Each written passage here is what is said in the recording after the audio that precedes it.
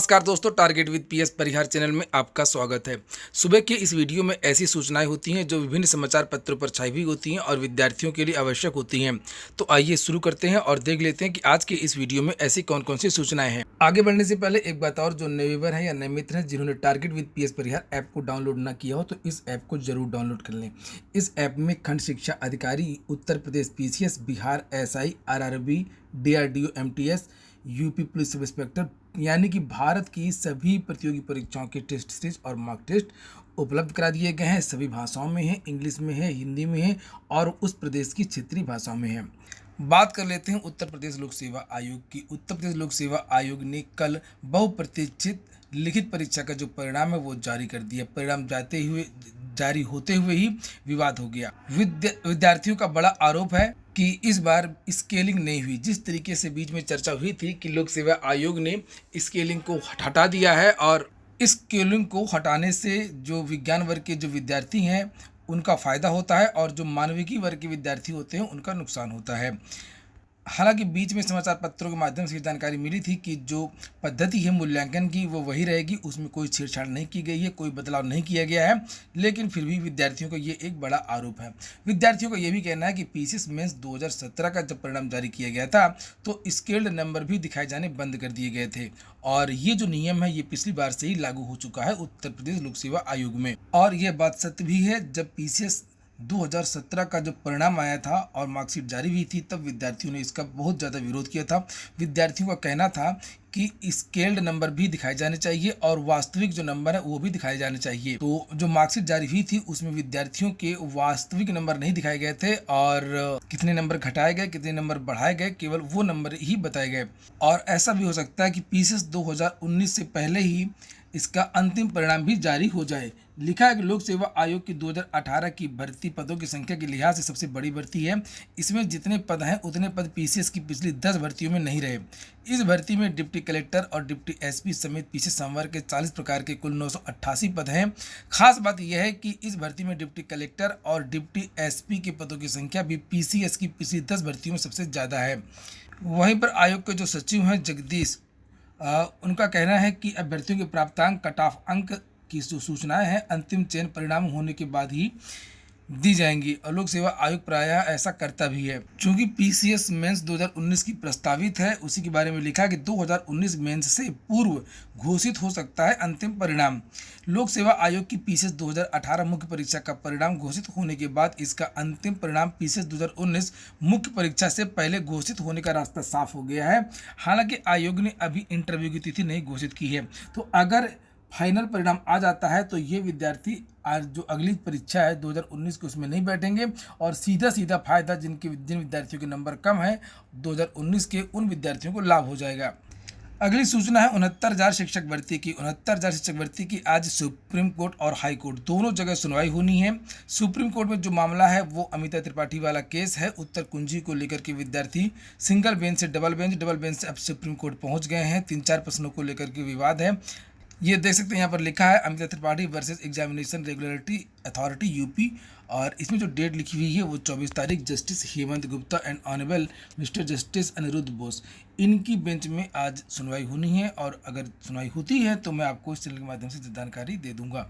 इसके बाद में आज एक और सुनवाई होनी है भ्रष्टाचार सीबीआई जांच के बारे में 69,000 शिक्षक भर्ती की और अजय कुमार ओझा वाली ये याचिका है 19, 22, 23 और आज भी इसकी सुनवाई है। 4 नंबर पर केस लगा हुआ है और आज ऐसी पूरी संभावना है कि आज इस केस को जरूर सुना जाएगा। अभी तक ये केस इसलिए नहीं सुना गया था कि लास्ट के नंबर पर लगा हुआ था, 99 नंबर पर, 92 नंबर पर, 55 नंबर पर और आज ये चौथे नंबर पर लगा हुआ है। इसके बाद में 69,000 शिक्षक भर्ती धांधले की कुछ और सूचनाएं हैं। विद्यार्थियों ने जारी किया पोस्टर अभियान। ये पोस्टर अभियान न्याय मोर्चा ने जारी किया था कल। ये न्याय मोर्चा के संयोजक हैं सुनील कुमार मौर्य। इन्होंने देखिए पोस्टर अभियान जारी किया, भ्रष्टाचार में लिप्त दोषियों को गिरफ्तार करो। ये विद्यार्थी हैं प्रयागराज के और ये सब पोस्टर अभियान में शामिल हैं। ये देखिए लिखा है योग्य शिक्षकों की भर्ती करने का क्या हुआ, योगी सरकार जवाब दो। 69,000 शिक्षक भर्ती की सीबीआई जांच कराओ, न्याय मोर्चा रायबरेली। अलग अलग जिलों से विद्यार्थियों ने ये पोस्टर अभियान जारी किया है। कोई मऊ से, कोई रायबरेली से, कोई गाजियाबाद से और यहाँ पर लिखा है मऊ। 69,000 शिक्षक भर्ती परीक्षा की सीबीआई जांच कराओ, भ्रष्टाचार के खिलाफ जंग में हम। 69,000 शिक्षक भर्ती परीक्षा रद्द करो। यहाँ पर लिखा है भ्रष्टाचार के खिलाफ जंग में। तो इस तरीके का पोस्टर अभियान कल पूरे प्रदेश में अलग अलग जिलों में विद्यार्थियों ने जारी किया। विद्यार्थियों की एक ही मांग है कि इस भर्ती की एसटीएफ से नहीं कोई बड़ी जांच करवाई जाए, खासतौर से सीबीआई जांच ही हो, तभी इस भ्रष्टाचार की पोल खुल पाएगी। विद्यार्थियों को सरकार की जांच में भरोसा नहीं है, एसटीएफ की जांच में बिल्कुल भरोसा नहीं है। विद्यार्थियों का आरोप है कि ये जो जांच चल रही है वो केवल लीपापोती हो रही है। फिलहाल भ्रष्टाचार के मामले में न्यायालय में याचिका पड़ गई है और देखते हैं कि हाईकोर्ट क्या आदेश देती है जांच के बारे में। इसके बाद में जो अगली सूचना है वो है एविंग क्रिश्चियन कॉलेज की। चूंकि कोरोना का संक्रमण लगातार बढ़ रहा है और जो प्रवेश प्रक्रिया है वो बाधित हो रही है, तो अब ईसीसी प्रयागराज इस बार एकेडमिक के आधार पर या मेरिट के आधार पर प्रवेश लेने के बारे में सोच रहा है। ये देखिए यहाँ पर लिखा हुआ है ईसीसी में मेरिट के आधार पर नए सत्र में दाखिले की हो रही है तैयारी। ईसीसी में नए शैक्षिक सत्र में मेरिट के आधार पर प्रवेश लेने की तैयारी है। नए सत्र में दाखिले के संबंध में कॉलेज प्रशासन ने मंगलवार को नई गाइडलाइन जारी की है, जिसमें जिक्र है कि यदि कोरोना की स्थिति में सुधार नहीं हुआ तो मेरिट के आधार पर सभी पाठ्यक्रमों में प्रवेश ले लिया जाएगा। नए शैक्षिक सत्र में स्नातक में इंटर के प्रोविजनल सर्टिफिकेट के आधार पर आवेदन कर सकेंगे। कॉलेज की जारी गाइडलाइन के मुताबिक कोरोना वायरस संक्रमण के चलते पहली बार पिछले प्रदर्शन के आधार पर कॉलेज में दाखिला देने की तैयारी है। तो इस तरीके की बहुत सारे राज्यों ने प्रक्रिया शुरू कर दी है, क्योंकि परीक्षा कराना संभव हो नहीं पा रहा है और हो सकता है कि अब इस तरीके की ही ज़्यादातर प्रवेश परीक्षाएं हों।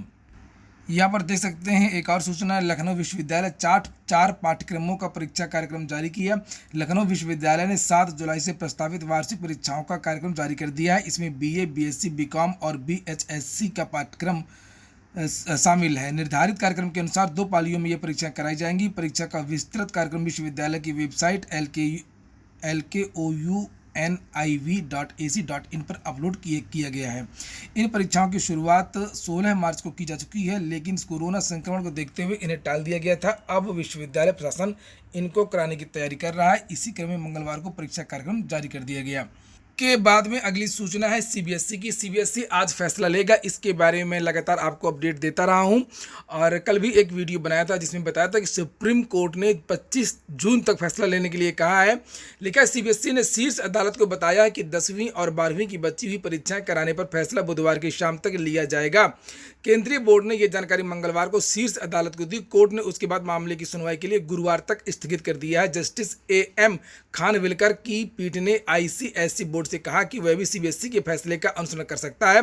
कोरोना के कारण कुछ अभिभावकों ने 1 से 15 जुलाई तक होने वाली बोर्ड परीक्षाओं को रद्द करने तथा आंतरिक मूल्यांकन के आधार पर छात्रों का रिजल्ट बनाने की मांग करते हुए शीर्ष अदालत में याचिका दायर की थी।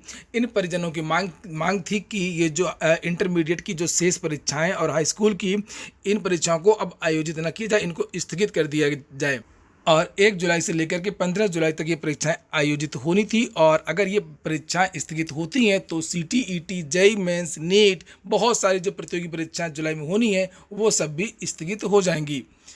तो आज शाम तक जानकारी मिल जाएगी कि आखिरकार सीटेट की जो परीक्षा है वो होगी या नहीं होगी। मैं बार बार अपने वीडियोस के माध्यम से बताता रहता हूं कि सीटीटी की परीक्षा हो पाना बहुत भी मुश्किल है। भले ही सीबीएसई ने ऑफिशियल जानकारी न दी हो, लेकिन कोरोना का संक्रमण लगातार बढ़ता जा रहा है, इसलिए अब ये परीक्षा सीबीएसई को स्थगित ही करनी होगी।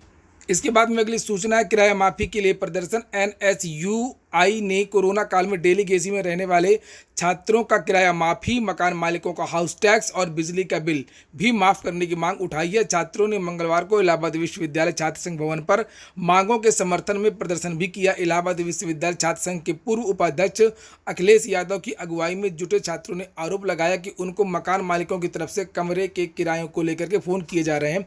अखिलेश यादव ने कहा कि हमारे संपर्क में छात्र छात्राएं व मकान मालिक दोनों ही हैं। वास्तविकता भी यही है कि प्रयागराज हो या अन्य शहरों विद्यार्थियों से किराया मांगा जा रहा है। इसके बारे में सरकार को कोई ठोस गाइडलाइन जारी करनी चाहिए।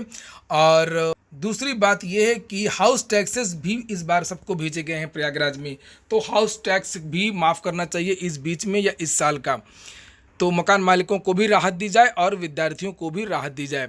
इसके बाद में अगली सूचना है मुख्यमंत्री के एक बयान की। लिखा यूपी 1 करोड़ नौकरी देकर बनाएगा रिकॉर्ड। ज़्यादा खुश होने वाली बात नहीं है, सरकारी नौकरियों की बात नहीं हो रही है, मनरेगा और रोड में काम करने वाले कर्मचारियों की बात हो रही है। यहाँ पर नीचे लिखा है कि मुख्यमंत्री योगी आदित्यनाथ ने 26 जून को एक साथ 1 करोड़ लोगों को रोजगार देकर के नया रिकॉर्ड बनाएंगे। प्रधानमंत्री नरेंद्र मोदी की मौजूदगी में यह रोजगार दिया जाएगा।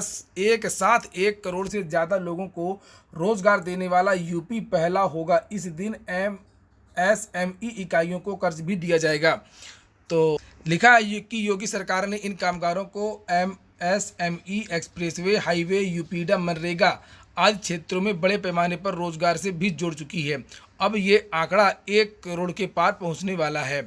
प्रवासी मजदूरों कामगारों की चिंता करना अच्छी बात है, लेकिन जो उत्तर प्रदेश के विद्यार्थी हैं मुख्यमंत्री को उनकी भी चिंता कर ली। जो सूचना है वो बीएड प्रवेश परीक्षा की गाइडलाइन जारी कर दी गई है कि आखिरकार 29 जुलाई को ये परीक्षा होनी है तो किस तरीके से होनी है, सोशल डिस्टेंसिंग किस तरीके से करना है, और एक विद्यालय में कितने विद्यार्थी परीक्षा दे सकते हैं, और एक कमरे में कितनी सीटें होंगी, एक कमरे में कितने विद्यार्थी परीक्षा देंगे, मास्क लगा करके आना है, क्या क्या लेकर के आना है, ये पूरी गाइडलाइन जारी कर दी गई है। तो ठीक है दोस्तों, ये हो गया आज का वीडियो अगर आपको अच्छा लगा हो तो वीडियो को लाइक कर दें। जिन मित्रों ने चैनल को सब्सक्राइब न किया हो अभी भी तो जरूर सब्सक्राइब कर लें। जिन मित्रों ने अभी भी target with PS Parihar app को डाउनलोड न किया हो तो अभी भी डाउनलोड कर लें। पूरा वीडियो सुनने के लिए बहुत बहुत धन्यवाद।